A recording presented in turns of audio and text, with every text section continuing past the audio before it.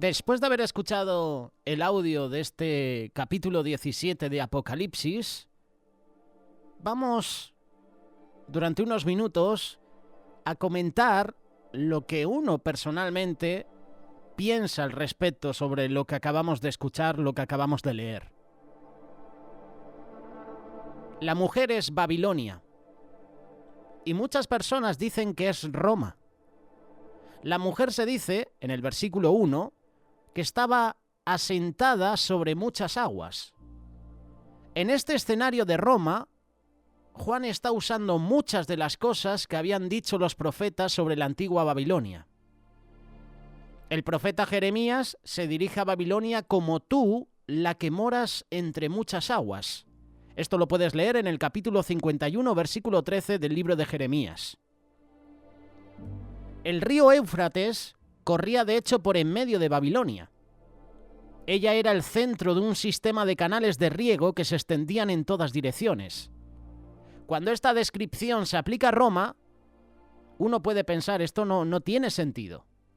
Más tarde, en el versículo 15, Juan se da cuenta de esto y da una interpretación simbólica a las muchas aguas como las muchas naciones y lenguas y pueblos sobre los que Roma ejerce dominio. Para encontrar el origen de esta manera de hablar debemos buscarlo en el Antiguo Testamento. Cuando Isaías anuncia la invasión asiria de Palestina, escribe: «He aquí, por tanto, que el Señor hace subir sobre ellos aguas de ríos, impetuosas, abundantes. El rey de Asiria, con todo su poder, él rebasará todos sus ríos y desbordará todas sus riberas, y pasando por Judá, inundará y seguirá creciendo hasta llegar a la garganta». Esto lo puedes leer, Isaías capítulo 8, versículo 7. De nuevo, cuando Jeremías está profetizando la invasión que se les echa encima, usa la misma alegoría. Jeremías capítulo 47, verso 2. «Suben aguas del norte y se harán un torrente. Inundarán la tierra y todo lo que contiene». Como hemos escuchado en el audio que ha presentado Mari Carmen Jiménez, y si estás leyendo este pasaje de Apocalipsis capítulo 17, en el versículo 4 la mujer se dice que está vestida de púrpura y escarlata. Está engalanada con toda clase de adornos. Y curiosamente, cuando uno ve una película que está ambientada en la época romana, se da cuenta que lo que está mencionando Juan también se puede ver en esa película, en esa mujer. Esto es símbolo del lujo de Roma y de las maneras cortesanas y lujuriosas a las que estaban acostumbradas en esa época. Podemos entender y podemos ver claramente el retrato de una cortesana lujosa, decorada con toda clase de joyas para seducir a los hombres. En la imagen de miniatura de este vídeo puedes ver esa imagen que representa a esa mujer decorada con toda clase de joyas. La mujer se dice que tiene en la mano una copa de oro llena de abominaciones. Y aquí tenemos otra descripción de Babilonia. Jeremías decía: «Una copa de oro que embriagó a toda la tierra fue Babilonia, en la que la mano del Señor, de su vino bebieron los pueblos. Se aturdieron las naciones». Jeremías capítulo 51, verso 7. Así también se dice de Roma, que sostiene una copa de oro en la que está todo el poder de la seducción que ha difundido la inmoralidad por toda la tierra. La mujer se dice que tiene un nombre en la frente, versículo 5. En Roma, curiosamente, las prostitutas de los burdeles públicos llevaban en la frente una cinta en la que se ponía su nombre. Y este es otro detalle gráfico del retrato de Roma como la gran prostituta corruptora de las naciones. En el versículo 6, la mujer se dice que está ebria con la sangre de los consagrados a Dios y con la sangre de los mártires. Y esta es una referencia a la persecución de los cristianos en el Imperio Romano. En el versículo 16, ella ha de ser destruida por la invasión de los 10 reyes. Y esto es un tema que se puede comentar aparte. Leyendo este pasaje, leyendo Apocalipsis 17, viendo la historia de cómo acabó Roma, basta por ahora decir que esto está pronosticando la destrucción de Roma en el levantamiento de sus naciones súbditas. Es como si dejara que la gran prostituta acabara por ser destruida por sus propios amantes, que se volverán contra ella.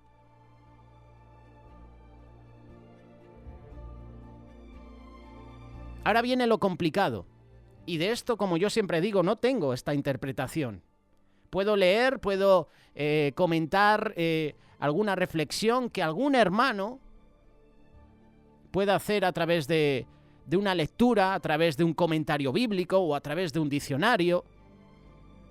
Es muy difícil definir el significado de la bestia que el de la mujer, principalmente porque el significado de la bestia no se está quieto, es decir, no es es algo que nosotros no podemos entender. Y podríamos especular y podríamos mencionar quién puede ser, de dónde vendrá. La bestia tiene una serie de significados interconexos cuyo punto de unión es que todos están relacionados de alguna manera con Roma y su imperio. Esto es lo que todos sentimos, ¿verdad? Y esto es lo que en muchas ocasiones se nos comparte. Dice la palabra que la mujer está sentada en la bestia, y la bestia está llena de nombres blasfemos que son todos ellos un insulto a Dios. Si la mujer es Roma, está claro que la bestia es el imperio romano. Está llena de nombres blasfemos, y esto incluye dos cosas. Primera, es una referencia a los muchos dioses de los que estaba lleno el imperio romano. Estos nombres son insultos a Dios porque son apropiaciones indebidas de su autoridad suprema. Nadie tiene el derecho al nombre de Dios fuera del único Dios verdadero. Y segunda, es una referencia a muchos de los títulos del emperador. ¿Recuerdas algunos emperadores romanos? Sebastos, Augustos, que quiere decir ser reverenciado. La reverencia solo pertenece a Dios. El emperador era Divus o Teios, el primero en latín y el segundo en griego, que quieren decir divino. Y ese calificativo solo le pertenece y es exclusivo a Dios. Muchos de los emperadores se llamaban también Soter o salvadores, que ese título es exclusivo de Jesucristo. Jesucristo es el Salvador del mundo. El más corriente de todos, el emperador, era en latín Dominus y en griego Kyrios. Dice la palabra, y lo hemos compartido también en varias ocasiones, la bestia tiene 7 cabezas y 10 cuernos. Y esto es una repetición de lo que se dijo de la bestia en el capítulo 13, versículo 1 de Apocalipsis. La bestia era y no es y está a punto de venir. Y esto lo podemos ver en el capítulo 13, verso 3, lo podemos leer también en el versículo 12, en el versículo 14, y está claro que en este pasaje de Apocalipsis capítulo 17.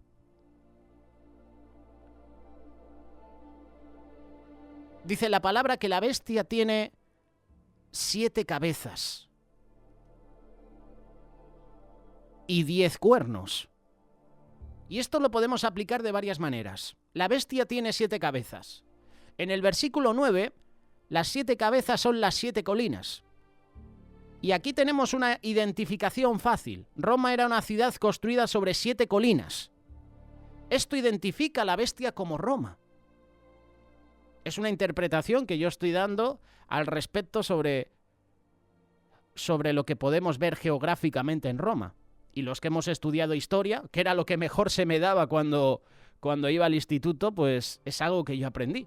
La ubicación, dónde nació Roma, cómo fue destruida, sus emperadores. Las 7 cabezas son las 7 colinas. Y Roma era una ciudad, era una nación construida sobre 7 colinas. La segunda identificación es uno de los acertijos del Apocalipsis, versículo 10 y 11. También las cabezas son 7 reyes. 5 ya han caído. Uno existe en el presente, otro no ha llegado todavía. Y cuando venga, permanecerá por un poco de tiempo. 5 ya han caído. Haz historia. Busca en diccionarios. Busca información sobre el Imperio Romano y te darás cuenta que el Imperio Romano empezó con Augusto. Y los primeros 5 emperadores fueron Augusto, Tiberio, Calígula, Claudio y Nerón. Nerón es el emperador más tirano que ha tenido Roma. Entonces estos son los 5 que ya han caído. Ya hemos visto que después de la muerte de Nerón hubo 2 años de caos en los que se siguieron Galba, Otón y Vitelio. Fueron esos los siguientes emperadores. No fueron, por decirlo de alguna manera, emperadores en ningún sentido real. No se les cuenta. Es decir, que ese atributo como que no les corresponde a ellos. Uno existe en el presente, Vespasiano, el primer emperador que devolvió la estabilidad al imperio después del caos que siguió a la muerte de Nerón.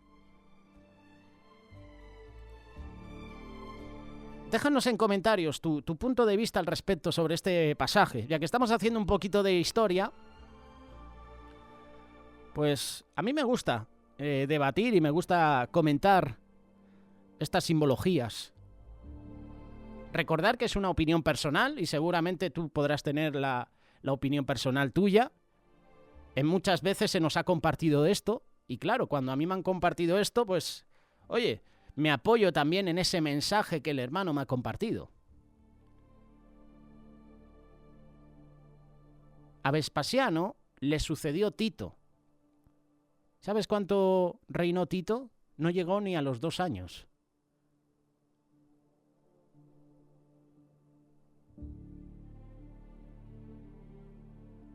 Cuando yo leo este pasaje, inmediatamente tengo que relacionar a las bestias, a estos emperadores, con el anticristo.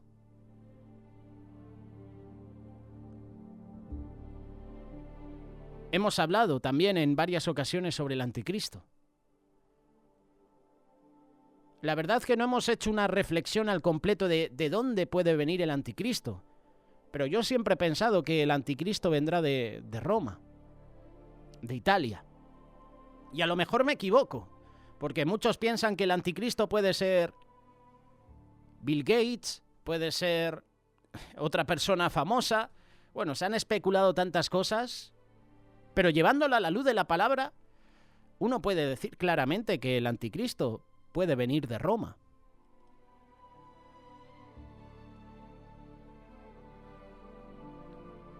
La escena la presenta Juan. Juan es el que ha visto esta escena y es la que la está presentando en este capítulo 17. La verdad que yo siempre lo he dicho, es un libro, Apocalipsis, que cuesta interpretar. No tenemos ese conocimiento, no tenemos la interpretación porque el Señor solo le mostró la visión a Juan y nosotros podemos especular, nosotros podemos razonar. Lo que sí sabemos es de esa gran ramera. Lo que sí sabemos es de Roma, sabemos de Babilonia, sabemos que llegará el anticristo. En los versículos que hemos leído, Roma se describe como la gran ramera. Aparte de Babilonia, por supuesto. Más de una vez en el Antiguo Testamento se describen como rameras las ciudades paganas y desobedientes. Así describe Nahum, por ejemplo, a Nínive, cuando habla de la multitud de las fornicaciones de la ramera en este caso, de esa nación. Nahum capítulo 3, verso 4. Así es como Isaías describe a Tiro. Isaías capítulo 23, verso 16. Hasta Jerusalén puede ser así descrita. No lo digo yo, lo dice Isaías también en su capítulo 1, verso 21, y Ezequiel capítulo 16, verso 15. Como te has convertido en ramera, tú la ciudad fiel. Está hablando de Jerusalén. Lamenta Isaías, esto es lo que está lamentando el profeta. Y Ezequiel dice, confiaste en tu belleza, te prostituiste. No quiero hablar de Tel Aviv. Ya sabemos cómo está esta ciudad. Tel Aviv últimamente está simbolizando mucho a Sodoma y Gomorra. La prostitución que hay, las leyes liberales que tiene, por ponerte un ejemplo.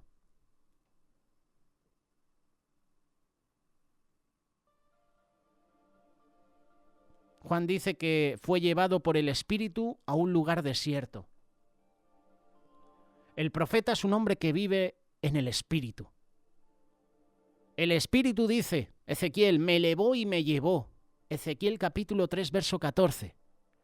El Espíritu me alzó entre el cielo y la tierra y me llevó en visiones de Dios a Jerusalén. Ezequiel capítulo 8, verso 3. Luego me levantó el Espíritu y me volvió a llevar en visión del Espíritu de Dios a la tierra de los caldeos, a donde estaban los cautivos. Ezequiel capítulo 11, verso 24. No es que el Espíritu mueva físicamente a una persona de un lugar a otro, pero cuando se vive en el Espíritu, los horizontes se ensanchan. Los profetas podían ver anticipadamente a dónde se dirigía la historia porque vivían en el Espíritu. Y aunque muchos de nosotros en muchas ocasiones no estamos viviendo en el Espíritu, error nuestro, podemos ver hacia dónde se dirige nuestra humanidad. Viendo los pecados, viendo las leyes que se están aprobando, nos podemos hacer una idea de dónde va nuestra humanidad. Lo que me llama la atención de los profetas, lo que me llama la atención del desierto, sabemos que el desierto significa lugar duro, ¿verdad? Un lugar de prueba, de sufrimiento. Pues una de las características de la historia bíblica es que fue en el desierto donde los grandes hombres de Dios y mujeres tuvieron visiones. Fue en el desierto, fue en el momento de prueba donde Moisés se encontró con Dios. Fue cuando se había adentrado en el desierto a la distancia de un día de marcha, cuando Elías se encontró con Dios y recuperó ese coraje, recuperó la fe. De esto nos compartió Gorka Andino hace unas semanas atrás en una reunión general de jóvenes. Ese momento por el que pasó Elías. Se enteró que lo querían matar, se enteró que Jezabel y su esposo Acab querían perseguirle para matarlo. Estaba en busca y captura. Elías entró en depresión y lo hizo en el desierto. Deseaba morirse, se escondió en una cueva.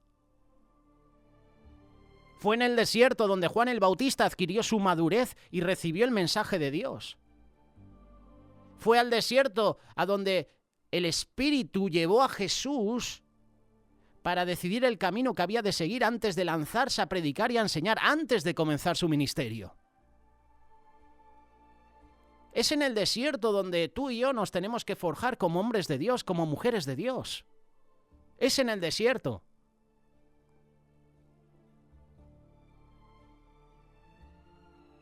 ¿Y qué decir ahora de la gran ramera?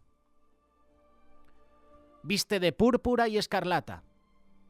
Los colores reales, los colores del lujo, los colores del esplendor, adornada con oro y piedras preciosas y perlas. Tiene una copa de oro con la que emborracha a sus amantes. Tiene la banda frontal de las prostitutas con su nombre en la frente. Su nombre es un misterio, yo no lo sé. No lo sabemos.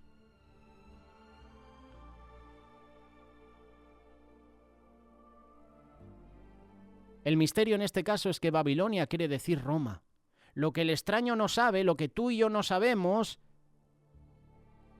es que todo esto se va relacionando con la historia de Babilonia. Babilonia, Roma, la gran ramera, bestia, anticristo, todo está relacionado. Y no te puedo dar una interpretación porque no lo sé. Y tampoco quiero añadir cosas que a lo mejor son erróneas. Te he dado breves puntos de vista apoyándome en la historia, en lo que yo he podido leer, pero yo no tengo ni idea, siendo sinceros, de toda la interpretación. Puedo escuchar a hermanos que predican. Te recomiendo, por ejemplo, el programa Palabras Proféticas que ofrece en Solidaria TV Miguel Díez, donde habla y ha hablado sobre la gran ramera, habla sobre el anticristo, habla sobre el último profeta, y él sí tiene una interpretación que le ha dado el Señor.